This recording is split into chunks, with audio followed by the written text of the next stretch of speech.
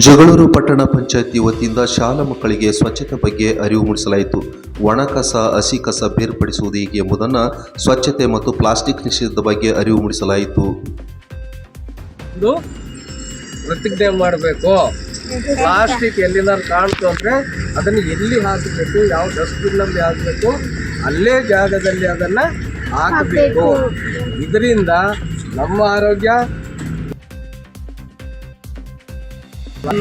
ನಮ್ಮ ಕುಟುಂಬ ಚೆನ್ನಾಗಿದ್ರೆ ನೀನು ಪಕ್ಕದ ಕುಟುಂಬದವರು ನಿನ್ನನ್ನು ನೋಡಿ ಹತ್ರ ಸುತ್ತಲೂ ಗಲೀಜ್ ಇಟ್ಕೊಂಡು ಚರಂಡಿ ನೀರು ಎಲ್ಲ ಬೇಕಲ್ಲ ಬಿಟ್ಟು ಯಾರು ಇರಲ್ಲ. ನಾವು ಚೆನ್ನಾಗಿದ್ರೆ ನಾವು ಬೇರೆಯವರಿಗೆ ಟೀಚ್ ಮಾಡಬಹುದು. ಮಾಡ್ಕೊಳ್ಳೋದಲ್ಲದೆ ಆ ಊರಿನ ಪರಿಸರವನ್ನು ಸಹ ಹಾಳು ಮಾಡ್ತೀವಿ.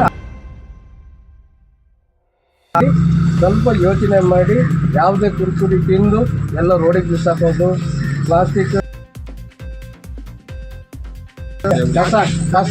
ಕಸ ಚಾಕ್ಲೇಟ್ ತಿನ್ನೋದು ಅಲ್ಲೇ ಬಿಸಾಕೋದು ನೋಡಿ.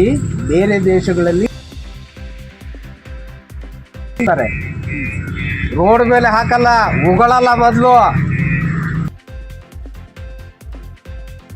ಡಸ್ಟ್ಬಿನ್ನು ಅಲ್ಲಿ ಹೋಗಿ ಹಾಕಬೇಕು. ಇಲ್ಲಾಂದ್ರೆ ಅಲ್ಲಿ ದಂಡ ವಿಧಿಸ್ತಾರೆ.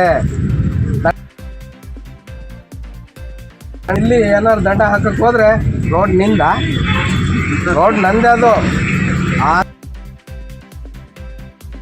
ಅದು ಜನ ತಿರ್ಗಾಡೋ ರೋಡ್ ಅದು. ಅದನ್ನ ಮಾಡಿರೋರು ಯಾರು? ಸರ್ಕಾರ. ಯಾರು ಇವರಿಂದ ನಡೀತಿರೋದು? ಇನ್ನೆಲ್ಲರ ಸಹಕಾರದಿಂದ ಸರ್ಕಾರ ನಡೀತಿರೋದು.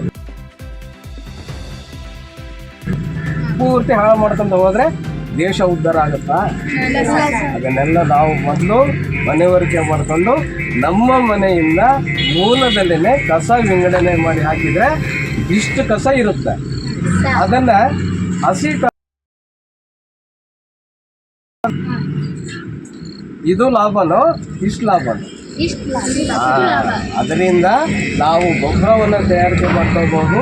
ಆ ಗೊಬ್ಬರವನ್ನು ರೈತರಿಗೆ ಕೊಡಬಹುದು. ರೈತರು ಅದನ್ನು ಫಲವತ್ತಾದ ಭೂಮಿಯನ್ನಾಗಿ ಮಾಡಿ ಅದರಿಂದ ಬೆಳೆ ತಿಂದರೆ ನಾವೆಲ್ಲರೂ ಆರೋಗ್ಯವಾಗಿ